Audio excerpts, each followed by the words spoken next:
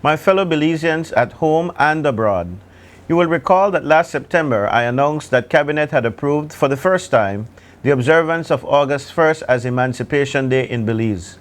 Today we join many of our sister nations in the Caribbean to mark this important occasion. While today is not a public and bank holiday, it is a day where I want to ask all Belizeans to call to mind the fact that the enslavement of African people was a reality here in Belize and other places in this hemisphere. I also want us to recall that slavery continues to occur around the world in various forms.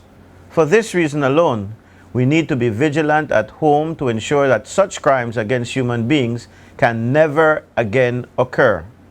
Before 1838, over 180 years ago, over 20 million persons had been taken from Africa and forcefully brought to the Americas and Caribbean to work in agricultural estates, and including several thousand who were brought to Belize to work in the exploitation of logwood and mahogany. In this context, I want to make 2 points. Firstly, during that period, enslaved persons were the victims of physical abuse, rape, assault, and forced labor. It is a well-established fact that the psychological trauma and social and economic inequality of that period have continued from generation to generation and even into current times. You only have to pursue the reports on the media to see where this is evident. The second point to recall is that many of us are descendants of these enslaved persons. They are our ancestors. Our own society today has benefited tremendously from their economic, social, and cultural contributions, and from their contributions during the course of Belize's history.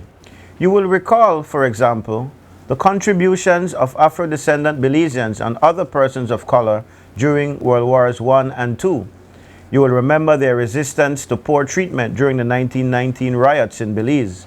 You will recall their contributions to the labor movements beginning in the 1930s and through to Belize's independence. So, in this sense, we recall the struggles, but we must also celebrate their achievements and our national aspirations even in this trying time.